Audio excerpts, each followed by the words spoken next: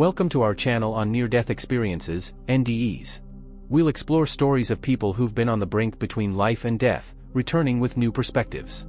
These accounts offer a unique glimpse into existence, life's meaning, and the universe. Each video is a journey through transformative experiences and spiritual discovery. We're creating a space of understanding and sharing for these extraordinary stories. Whether you're here out of curiosity or seeking comfort, we hope to bring you peace and awareness. Join us on this journey of spiritual exploration. Every moment is an opportunity to grow and love. Thank you for being here with us. The story vividly narrates the author's intense near-death experience during his university years in the early 1970s.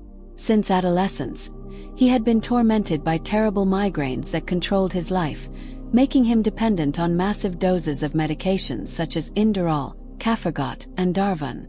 During an indoor tennis lesson at the University of Northern Colorado, he was struck by an atrocious headache that rapidly gained in intensity. Desperate, he took a massive dose of medications used only in crises of unbearable pain, hoping to fall asleep and escape that excruciating agony. After losing consciousness, he suddenly found himself floating outside his physical body, observing with amazement his roommate Trina reading Psalms from the Bible. He realized he was effectively dead, but without feeling any fear, uncertainty, or resistance. Attracted by a brilliant light looming in the distance, he reached it, remembering when as a child in Kenya, he fearfully explored the dark, bat-filled railway tunnels. He found himself catapulted into a paradisiacal place of transcendent and sublime beauty, with verdant valleys, gentle hills, and cascading streams, all enveloped by a radiant sun. A man with a welcoming, benevolent, and reassuring appearance awaited him beyond a stone wall. The author immediately understood that this wonderful, extraordinary experience perfectly responded to his most intimate personal needs and desires, and that this man was about to lead him towards God himself. Suddenly, however, with gentleness and compassion, the man told him that his time had not yet come and that he necessarily had to go back. Although extremely reluctant to leave that condition of unconditional peace, joy, well-being, and love that he had been able to savor, the author reluctantly accepted that decision. In the blink of an eye, he was abruptly and painfully sent back to his physical body, bursting into desperate tears for having had to abandon that state of grace. This profound and intense experience radically transformed his religious beliefs and his entire vision of life and death. He completely freed himself from the paralyzing fear of death that had haunted him since childhood, coming to understand that religions are only limited human attempts to comprehend divine spirituality, something that infinitely transcends the human mind and understanding. Although some of his old Christian beliefs persisted, he acquired a new, much broader and deeper spiritual awareness. In the many years following that event, he struggled to fully accept and integrate this new knowledge, initially encountering only skepticism, disbelief, and insults when he tried to recount his extraordinary experience. Reading Kubler-Ross's book on near-death experiences greatly comforted him, showing him that he was not at all alone. Although at times he ardently wished he could reach that state of unconditional peace and love, he understood that he now had the ability to apply those principles and truths in his earthly life to improve it and perhaps even help others.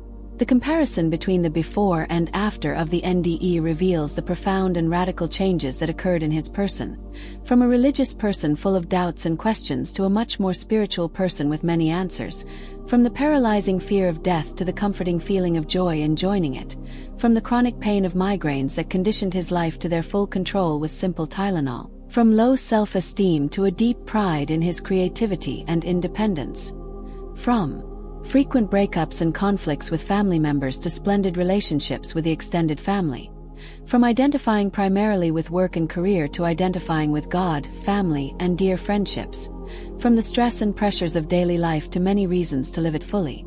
Although he found it extremely difficult to adequately describe in words that ecstatic experience, his new vision of religious dynamics and the very conception of God appeared radically changed and deepened.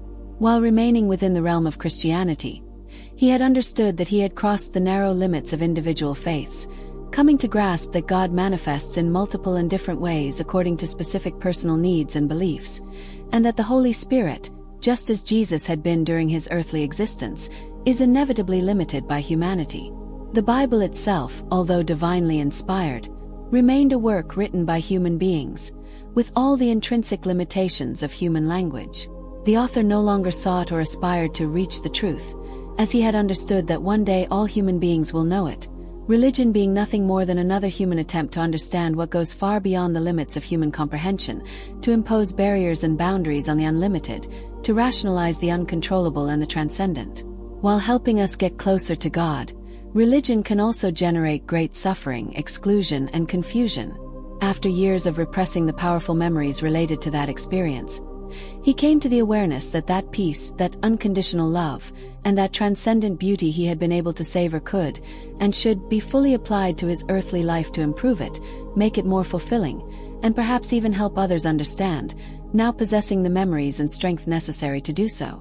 Finally, with renewed conviction, the author affirms that if he were again granted the opportunity to cross the wall to reach that state of indescribable peace, he would not hesitate to accept, even though he deeply loves his family, children, wife, and all dear friends. For he has been able to fully evaluate the extraordinary possibility that has been offered to him to glimpse the true essence of the afterlife. If you enjoyed this video or you're interested in the topics we cover on this channel, I'd be really grateful if you could subscribe to the channel so you don't miss future content. Share the video with someone you think might appreciate it. Thank you so much for your support. Preface. Near-death experiences, NDEs, can be profound, life-changing events. Remember, NDEs are subjective experiences, not proof of an afterlife or a guide for living. Channel purpose. This channel shares NDE stories and information, providing a platform for open discussion without promoting specific beliefs. Disclaimer. This content doesn't replace professional medical or psychological advice. If struggling with mental health issues, seek professional help immediately. If you've had an NDE and need support, consult a therapist experienced with NDEs. We don't promote suicide or self-harm. If considering suicide, contact a prevention lifeline immediately. Suicide prevention resources.